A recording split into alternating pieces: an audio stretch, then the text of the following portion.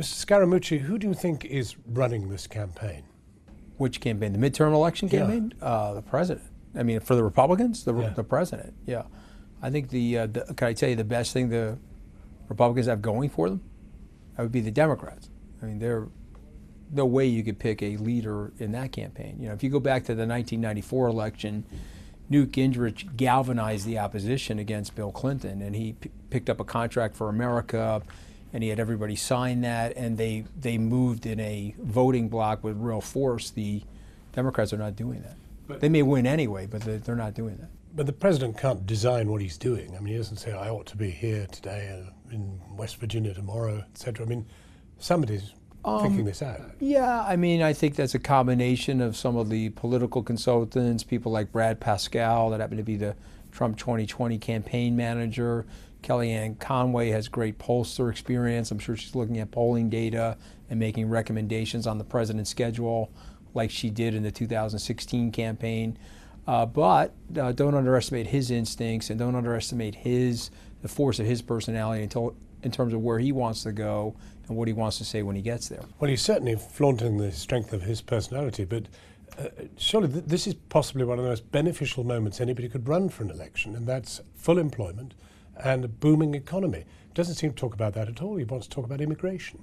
Well, I think one of the things the president's trying to do is he's figured out that voter participation needs to be way higher from his base if he wants to keep the House. And so he's picking the hot buttons, and he's pressing down very hard on those hot buttons. So the economy is one of those feel-good things. Unfortunately, people vote on fear. And so one of the reasons why you get this massive turnout for the opposition on these midterms is that they're unhappy. And so unhappy voters have a tendency to vote, and complacent voters have a tendency not to vote. So if you're out there in those arenas talking about the growth and the success of the economy, it's not pressing down on the pain centers that you may feel.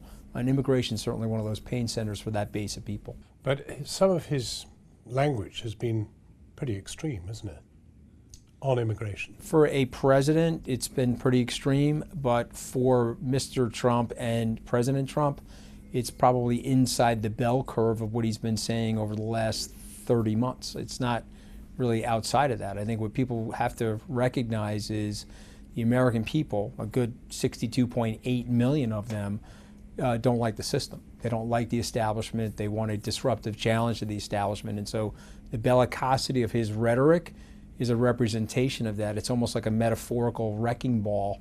So it's not really different from the campaign, frankly. But if you think that he's been pretty extreme on immigration, and that was your word, is he demeaning the office of president? Well, when I say that he's being extreme, is that he's putting that front and center. I don't think the but policies. Some of the language is pretty extreme. I think the language is rough. There's no question about that. Listen. Probably one of the reasons why I didn't last is that my recommendation would be to have less rough language. I think the personality of the president and the fact that he was a television star prior to arriving in the presidency, the track record, the success he's had in these different categories, I think they speak well of him, and he could style himself differently. And I think he's got a 5 to 7 point headwind as a result of some of that negativity. So that's me. But you're asking me to explain it, or you're asking me to give you my opinion or my advice? No, you've answered it well. Yeah. I mean, you've told me. But the thing that strikes me is that not so long ago, he was a Democrat, and he was funding Hillary Clinton. Chuck Schumer. The journey that he's made to this really quite, well, you used the word extreme usage of language, is extraordinary. It is in some ways, and in other ways it's an evolution of what's going on in the country. And so, I mean, if you look at I write about it in my book, he thought about running for president in '88, held fire, thought about it again in '93, held fire because he was going through a business difficulty.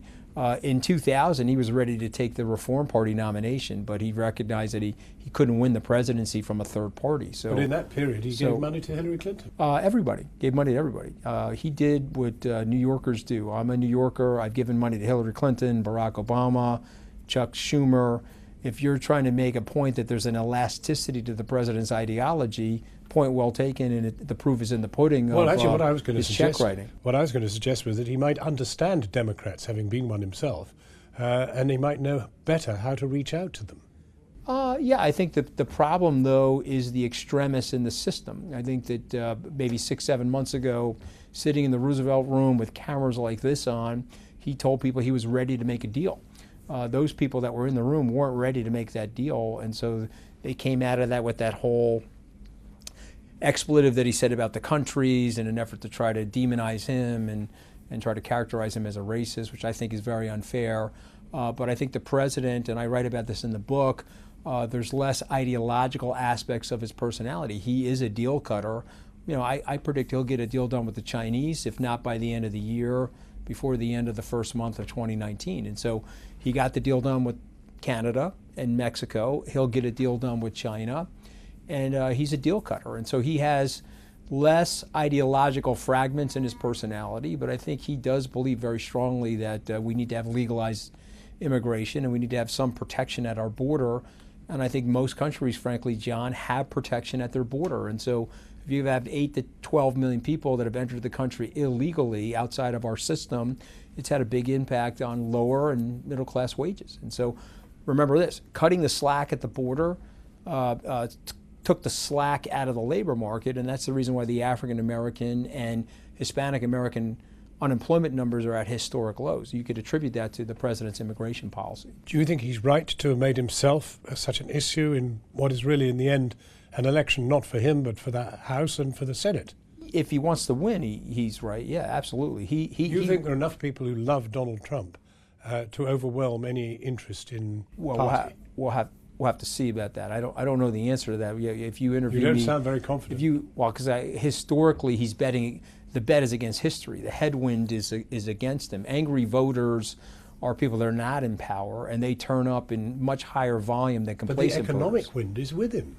I mean, yeah, there he is presiding over. That creates. He didn't bring it about, but he is presiding over a very strong economy. Well, he did bring it about. I take a little bit of he issue. inherited a pretty good hand from Obama. He delayered the regulatory process, and he reformed the taxes, and he changed the dynamic at the bully pulpit in terms of the restoration of business confidence. You know, the reason why there was a ceiling on the growth in the economy was that the Obama administration, whether they were pro-business or not, we can debate that, but they were perceived by business leaders, large and small, as being anti-business. And so taking that regulator out of the equation, he definitely helped the economic growth. I mean, he popped the growth. You don't want to give him credit for that, that's okay. I'm a trained economist, I give him credit for that. I look at it for the objective way that I can look at it. But you're asking a number of different questions, so let me categorize them and answer them, okay, sequentially. Number one, if he wins the House, he will have cheated history. Obama, using his own words, President Obama's own words, was shellacked in 2010, lost 63 House seats. So if he wins, making it about himself was a good strategy because he's very well liked in those communities.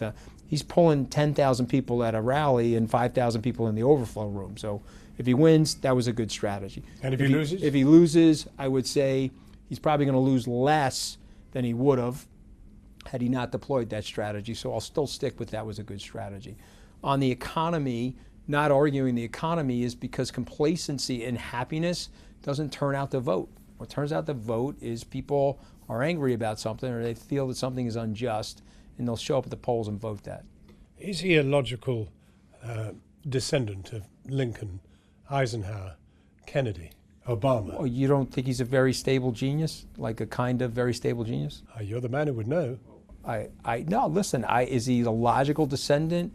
I think that there was a corruptive force in the system over the last 35 years that led the system to Donald Trump. The same way your system in Great Britain led to a Brexit. I think there's a large group of people through the forces of globalization and through the forces of economic disruption that are very dissatisfied with their public officials. They feel that their public officials, there's been a vacuum of advocacy for these people, and I think he filled that void pretty well. Does he speak like Abraham Lincoln? No, I mean, he definitely doesn't speak like Abraham Lincoln, but let me tell you something, he's a popular guy, and he's way more popular than the left side of the media would like him to be. And look, I go out there and campaign for him, and you can see that popularity. And there's a lot of whisper popularity, where I'm not going to tell you in front of a camera that I like the guy, but I actually like the guy. I can't tell you the number of people I run into all over the country that say, hey, I can't really say in my social group I like them, but I do like them. Anthony Scaramucci, thank you very much Hey, indeed. pleasure to be here. Thank you. Thank you, John.